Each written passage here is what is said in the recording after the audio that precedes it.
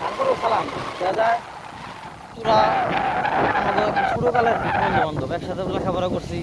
আবার এক এলাকায় আমাকে বাড়ি আসলো, বা হয়তো আমাকে বাড়ি আল্লাহ চাইছে ভেঙে গেছে, ততটা রয়েছে। দেখা যায় এই বাড়িগুলো যে তোরা প্রতিবেশী সবসময় বিপদ আপদে দূর বেড়ে যাবি। না তা তো অবশ্যই। এই যে ভাড়াওয়ালার কিন্তু অন্য জায়গাতে কারিগর করে এনে আইছে তৈরি মানুষ, আর তারপরেও ভাড়াওয়ালার পোলাপান কিন্তু বেদক নেশাগর পোলাপান এই দিয়ে সবসময় মনে কর এমনি না হইলে দুইটা দিন মিলে ই করে রাখবি, দমাই রাখবি। আসলে আমরা তো আসলে মারামারি পোলাপান না, যেহেতু কি ও আমাদের সামনে করে না। হ্যাঁ, আর যে কাহিনীটা ঘটছে অনাকাঙ্ক্ষিত একটা কাহিনী, কিন্তু ওরা অনেক দিন যাবতই আর কি একটা ঝগড়ার পায়তারা শুরু করছে। ওই যে রাস্তাটা নিয়ে। এখন রাস্তাটা দিতেছে না মানুষজন, এখন কি আগের নিয়ম আছে, এখন মানুষ চলাচল করার জন্য রাস্তা চাইলে দিতে বাধ্য। হ্যাঁ,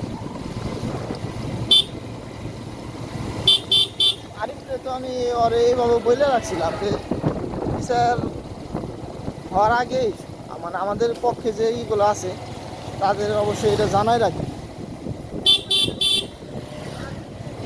পাঁচজনের সামনে যদি স্থাপন করে তখন আর মানা করে সারা পারবো না। হ্যাঁ, কিন্তু এটা ওই শামসুল মামা রাখবো না। আমার আর কি গিয়েছিলাম তখন তো অনেক ছোট আছিলাম, স্কুলে না কলেজে পড়ি মাত্র ওই সময়। বন্ধু বান্ধব কইছে আর দেরি করি নাই, শুনিও নাই যে বিষয়টা কি অন্যায় যে ওর ওইটা আর জানি না।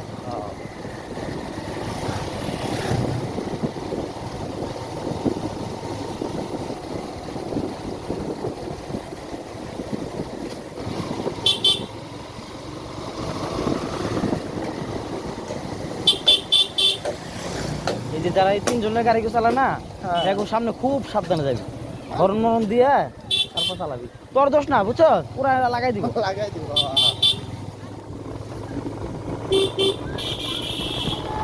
তারা